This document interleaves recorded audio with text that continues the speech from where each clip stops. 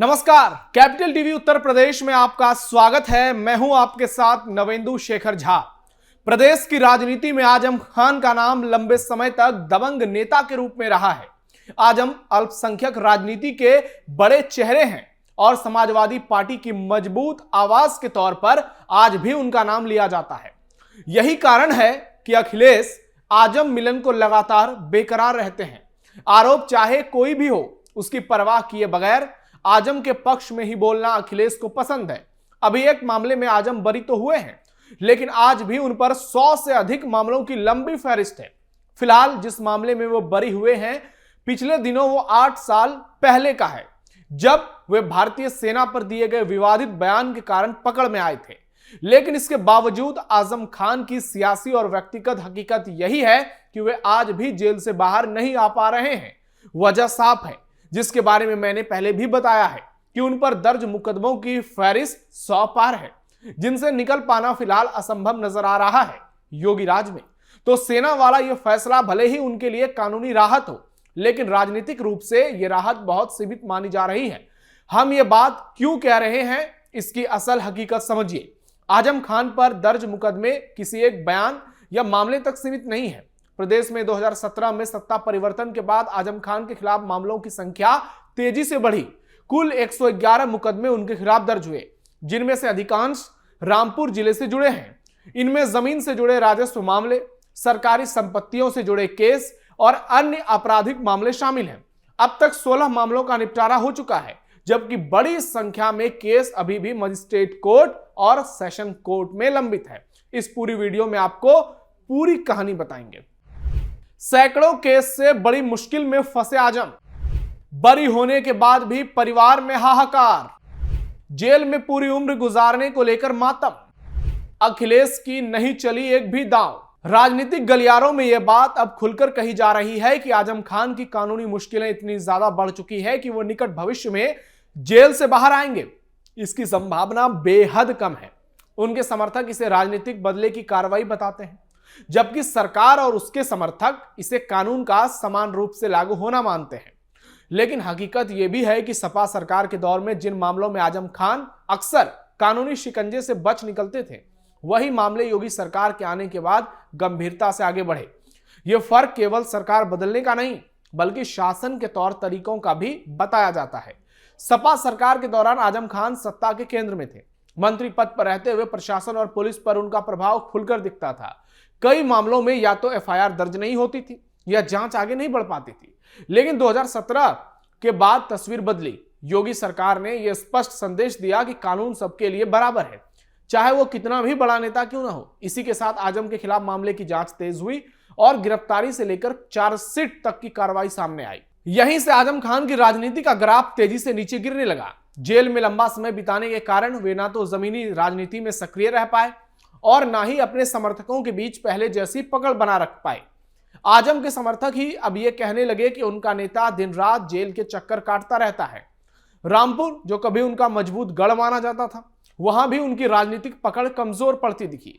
चुनावी नतीजों और बदलते राजनीतिक समीकरणों ने यह साफ कर दिया कि आजम खान का प्रभाव पहले जैसा नहीं रहा। इस पूरे घटनाक्रम का सबसे बड़ा सवाल 2027 के प्रदेश विधानसभा चुनाव से जुड़ा है। खास तौर पर मुसलमान वोटों पर इसका क्या असर पड़ेगा, इसे लेकर राजनीतिक विश्लेषण तेज हो गया है। एक दौर था जब आजम खान को मुसलमान वोटों का बड़ा चेहरा माना जाता था। उनके एक बयान या अपील से चुनावी माहौल बदलने लगती थी। लेकिन मौजूदा हालत में यह सोच कमजोर होती दिख रही है। राजनीतिक विश्लेषकों का मानना है कि आजम खान के खिलाफ लगातार सामने आ रहे मामलों और उनके लंबे जेल प्रवास ने मुस्लिम समाज के एक बड़े हिस्से को निराश किया है। अब यह सवाल उठने लगा है कि क्या आजम खान की राजनीति वास्तव में समुदायों को आगे बढ़ाने की ले गई है, या फिर उन्हें बार बार विवादों और टकराव की राजनीति में उलझाकर नुकसान ही पहुंचाया गया है।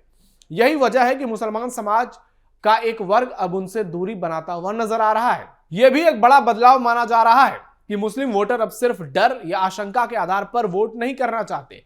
लंबे समय तक यही धारणा रही कि बीजेपी के खौफ से मुसलमान वोट एकजुट होकर सपा या अन्य दलों को जाता है, लेकिन हाल के सालों में यह ट्रेंड बदलता नजर आया। सरकार की योजनाओं, विकास कार्यों और कानून व्यवस्थाओं के मुद्दों पर मुस्लिम समाज का एक हिस्सा भी मुख्य धारा से जुड़ता नजर आ रहा है। शिक्षा, रोजगार, सड़क, बिजली, पानी और सरकारी योजनाओं का लाभ, इन मुद्दों पर अब वोटिंग का व्यवहार बदल रहा है। इन सबको लेकर आजम खान जैसे नेताओं की राजनीति में अब कोई जरूरत नहीं दिख रही। विश्लेषकों का कहना है कि आजम खान का राजनीतिक मॉडल टकराव और बयानबाजी पर आधारित रहा, जबकि आज का मुस्लिम मतदाता स्थिरता और विकास को प्राथमिकता देने लगा है। यही कारण है कि आजम खान चाहकर भी मुस्लिम वोटों को पहले की तरह प्रभावित करने की स्थिति में नहीं है। यह भी कहा जा रहा है कि मुस्लिम समाज के भीतर अब यह सोच मजबूत हो रही है कि बार बार विवादों में घिरने वाले नेताओं की वजह से समुदायों को राजनीतिक नुकसान होता है। जेल, मुकदमे और बयानबाजी से आगे बढ़कर अब रोजमर्रा की जिंदगी में स्थायित्व और सुरक्षा ज्यादा अहम मानी जा रही है। इसी सोच के चलते आजम खान के प्रति पहले जैसा भावनात्मक जुड़ाव कमजोर पड़ता दिख रहा है। योगी सरकार के आने के बाद कानून व्यवस्था को लेकर जो सख्ती दिखाई गई, उसका असर सामाजिक समीकरणों पर भी पड़ रहा है। सरकार यह संदेश देने में सफल रही है कि अपराध और राजनीति को अलग किया जाएगा, चाहे वो किसी भी समुदाय या पार्टी से जुड़ा नेता क्यों न हो। आजम खान का मामला इसी नैरेटिव में फिट बैठता है, जहां एक प्रभावशाली नेता भी कानूनी कार्रवाई से बच नहीं पाया। यही नैरेटिव 2027 के चुनाव में भी अहम भूमिका निभा सकता है।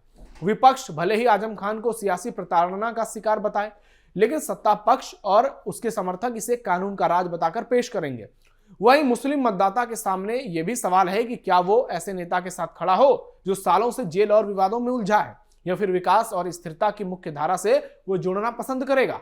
यह सवाल इसलिए भी उठ रहा है क्योंकि इसका इशारा अखिलेश यादव के राजनीति में घटते कद और प्रभाव से समझा जा सकता है। इसे एक उदाहरण से समझिए। अखिलेश जब बिहार चुनाव में महीना भर पहले गए थे तो उन्हें लग रहा था कि आज भी उनका प्रभाव इतना है कि वो यूपी हो या बिहार, हर जगह यादवों और मुस्लिम वोटरों के बीच लोकप्रिय हैं। महागठबंधन को भी उन्होंने भरोसे में लिया और 22 सीटों पर स्टार प्रचारक के तौर पर धुआंधार भाषणबाजी की। लेकिन जीत कितने गए?